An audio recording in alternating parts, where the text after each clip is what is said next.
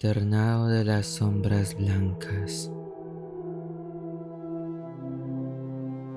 Bienvenidos a una edición especial. Hoy nos adentramos en un relato que requiere tiempo, paciencia y sobre todo valor. Esta es la crónica del internado de Nuestra Señora del Perpetuo Socorro, una institución que operó en la sierra durante décadas, bajo un velo de santidad que ocultaba una de las redes de ocultismo más perturbadoras de las que se ha tenido registro.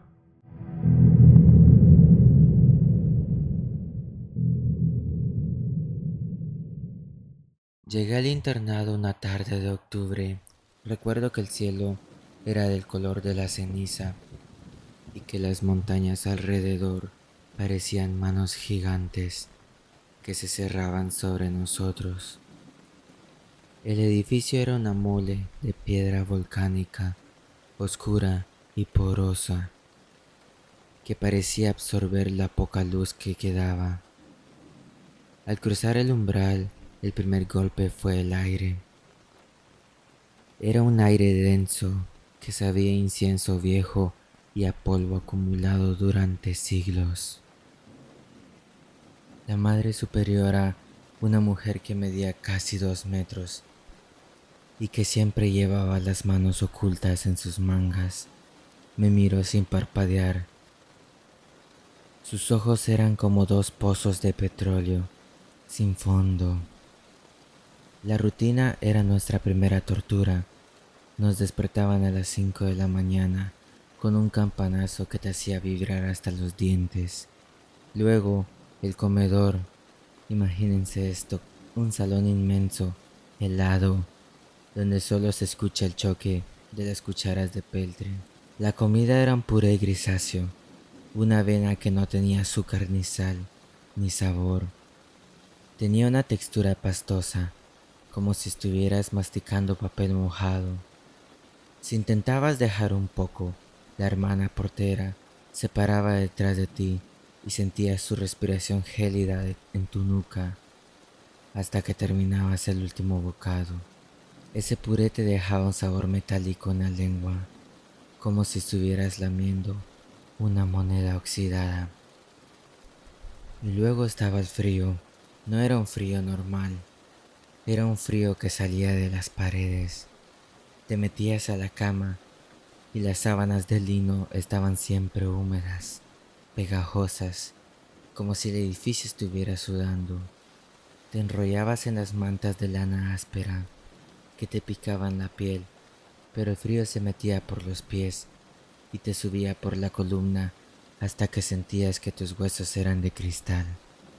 Ahí, en ese silencio, donde solo escuchabas tu propia respiración, fue cuando escuché el primer arrastrar de la silla. Arriba, en el salón de música, alguien estaba moviendo muebles a las 3 de la mañana.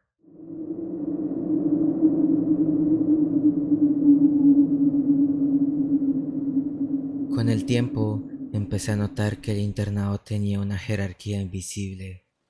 Estaban las elegidas, un grupo de 6 niñas que siempre estaban en la primera fila de la capilla. Eran perfectas, no cometían ni un error en los rezos, pero se veían vacías.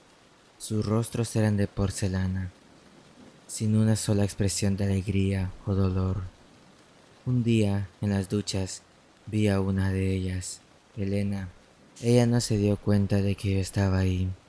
Se estaba lavando el cabello y vi que se le caía a mechones, dejando parches de piel grisácea.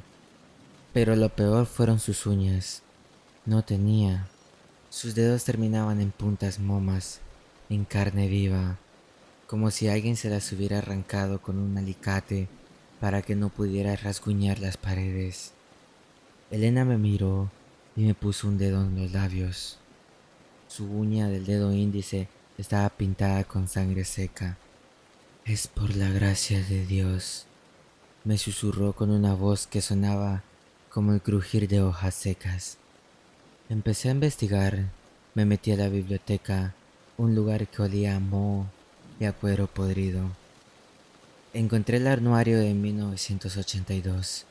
En la página 44 había una foto de un grupo de alumnas. Todas sonreían, excepto una, Lucía. Alrededor de su rostro, alguien había dibujado con una pluma negra círculos concéntricos, como si quisieran atraparla en un vórtice. Y en la esquina de la página, una frase escrita con letra temblorosa. El nudo aprieta, pero la fe sostiene. Esa noche decidí subir al salón de música. Las escaleras de madera crujían bajo mis pies descalzos, como si el edificio se estuviera quejando. Al llegar a la puerta, el olor a tierra mojada era insoportable. Me asomé por la cerradura. Vi a la Madre Superiora. Estaba de rodillas, pero no frente a un altar. Estaba frente a una silla vacía que se balanceaba sola. La superiora estaba hablando en susurros. Danos más, Lucía. La cosecha es poca y el hambre es mucha. Luego sacó un frasco y derramó un líquido espeso y oscuro sobre la silla. La silla dejó de moverse y escuché un suspiro que me hizo orinarme de puro miedo.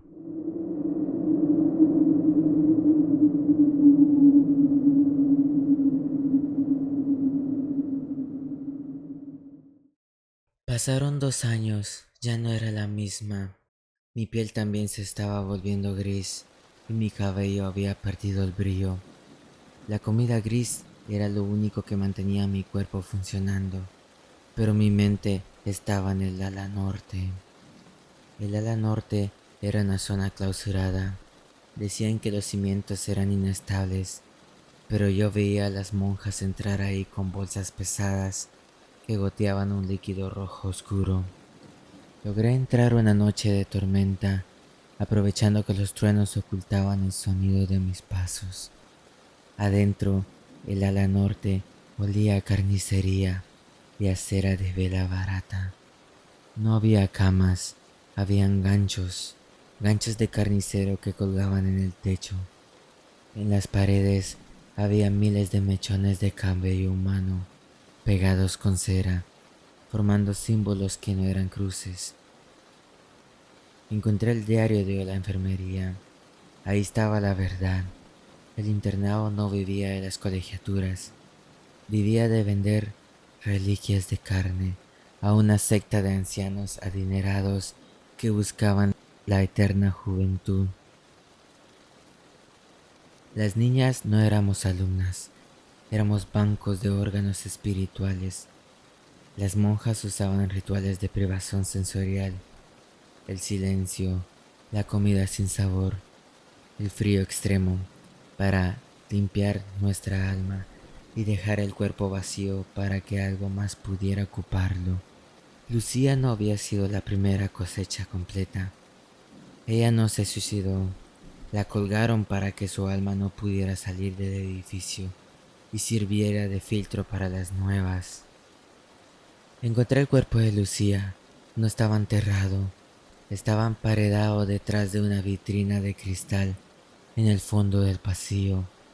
Su piel estaba curtida como el cuero y sus ojos habían sido reemplazados por 2 piedras de obsidiana negra. Lo más aterrador es que sus labios se movían, muy lento, pero se movían, repitiendo los nombres de todas las niñas que estábamos en el internado. Cuando llegó mi nombre, las piedras negras de sus ojos brillaron. Esa misma noche me atraparon. No fueron las monjas, fueron las elegidas. Me rodearon en el pasillo. Sus movimientos eran erráticos, como si fueran títeres con los hilos enredados. Me arrastraron hacia el sótano, bajando por unas escaleras de caracol que olían a azufre y a muerte. Ahí abajo el aire era caliente y húmedo, como si estuviéramos dentro del pulmón de un animal gigante. Había un pozo de piedra en el centro, lleno de una sustancia que parecía petróleo vivo, una masa negra que se movía y burbujeaba. La Madre Superiora me esperaba con una túnica negra que parecía absorber toda la luz. Lucía ya no tiene voz, pequeña. Necesita la tuya, me dijo mientras me ponía una soga de cáñamo alrededor del cuello. Sentí el roce áspero de la cuerda en mi garganta. La cuerda estaba fría, como si hubiera estado en el hielo. En ese momento, desde las sombras apareció ella, Lucía. Bajó del techo como una araña, con el cuello quebrado y la lengua colgando, morada y larga. Se acercó a mí y me puso sus manos heladas en las mejillas. Sus dedos no tenían uñas, igual que los de Elena. Pero Lucía no quería mi voz. Lucía quería venganza. En lugar de apretar la soga, me puso un fósforo en la mano. Quémalo todo. Escuché en mi cabeza. Las monjas empezaron a cantar, pero Lucía soltó un grito que rompió todos los frascos de vidrio del sótano. La masa negra del pozo saltó sobre la superiora, devorándola en segundos. Yo encendí el fósforo y lo tiré sobre los barriles de aceite, ritual que estaban alineados contra la pared. El fuego no fue naranja, fue azul, un fuego azul que no quemaba la piel al principio, sino que quemaba el frío. Corrí mientras el edificio empezaba a rugir. Las monjas no intentaron salir, se quedaron arrodilladas, rezándole a la sombra que les estaba consumiendo. Al salir al patio, miré hacia atrás, vi el internado envuelto en llamas azules. En la ventana del salón de música vi a Lucía. Estaba sentada en su silla, balanceándose, mientras las llamas la rodeaban. Me saludó con la mano y por fin la soga se rompió. Hoy vivo en un pequeño departamento. He intentado reconstruir mi vida, pero hay cosas que no se borran. Mis manos, mis uñas nunca volvieron a crecer bien. Siempre están débiles, quebradizas, como un recordatorio de lo que casi pierdo. A veces, de madrugada, mi departamento se pone helado, las ventanas se empañan y escucho un roce en el piso de madera. No tengo miedo de Lucía, sé que ella me cuida.